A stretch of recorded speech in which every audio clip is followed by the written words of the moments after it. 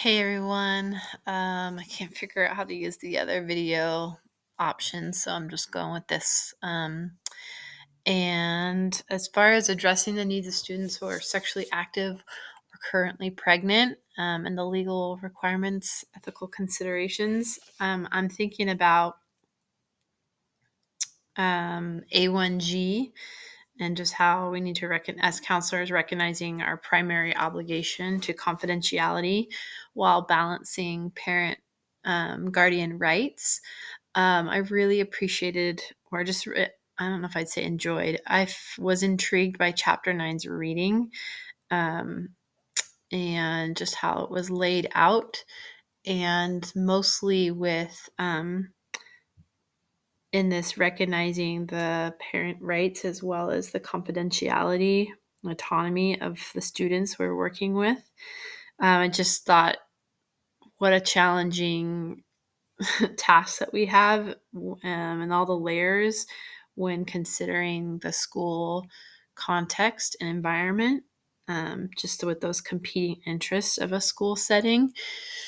Um, I think I was reflecting on as far as how to provide supportive guidance. Um, I think in regards to pregnancy or sexual activity, or even here we have um, students who identify in the LGBTQIA plus community. I think the main ethical standard that I was looking at is A1H, in respecting students' and families' values, beliefs, and cultural background, including sexual orientation, identity, expression. I think that when it would come to the supportive guidance, I would really want to genuinely be consulting and seeking supervision on my own personal values and how this would impact how I would posture myself towards students. And just making sure that I'm acting in the student's best interest without making value judgments. I know at the end of the chapter, Mark talked about abortion, and I think, though this is not in this discussion, I think that that would be incredibly challenging, and I would want to be aware of when to refer out, and know what I believe or where I stand and how that would impact the person sitting in front of me. I think as far as parental rights and guardian parental rights and balancing that between what's the best interest for a student, not just or the student, and not just for their imminent harm or if they're going to be kicked out or if the student is in fear. Um, I think I need to take a step back and ask why parental guardian rights are important. And then I liked how the book talked about like the why behind parental rights, and just acknowledging the vulnerability of minors, the potential for their life altering decisions that they possibly could make, and a minor's inability to make informed decisions depending on their age or maturity or the chronological and developmental age, excuse me. um, and then this other point of just that parent rights to be the guiding voice. So that kind of helped me put some reflection around that. And of course, I think as counselors, we always encourage to include the guardian and parents. And then so that made me think of the ethical standard A1K around the diverse support network.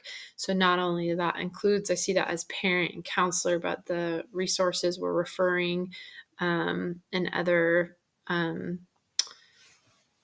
resources that we might offer as potential to diversify that network.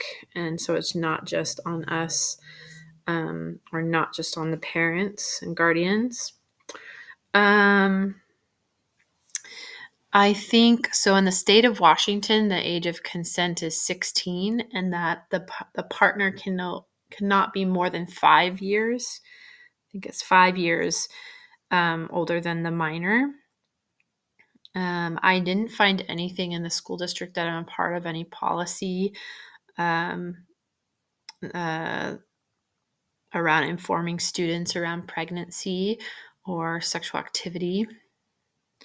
I think implications of this, the consent laws, and as far as our ethical requirements to share with parents. I think um, just like with anything, we just don't have a handbook of the right and wrong or the black and white ways to approach these different variety of challenges. And so I appreciate that there is not policy, even though that would be really nice to know what to do in certain situations. That I still think that allows us as school counselors to really move within what's best for specific students, because every individual is different, right? And comes with different family, comes with different values, comes with different scenarios. And I think why it's important to stay informed of these laws, school board policies, and how this empowers us is, I think, staying up informed and relevant helps us to do no harm with students. And I also appreciated in the book how it said something around when, let's see, you can avoid scrambling in a crisis by being prepared. That's on page 246. And so I think when we know these policies, when we know these our students' rights, that it helps us to be prepared. And so staying updated on those upholds those professional standards. Just double checking to make sure if there's anything that I'm forgetting.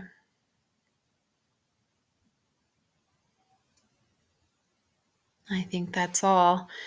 I think I'm encouraged and like there's a fire under my feet to do a little bit more research around, and just as far as staying informed. And I know in Washington right now, where there's a lot about the LGBTQIA plus disclosure to parents that's being relooked at, and how to stay informed and not even be a part of the conversation.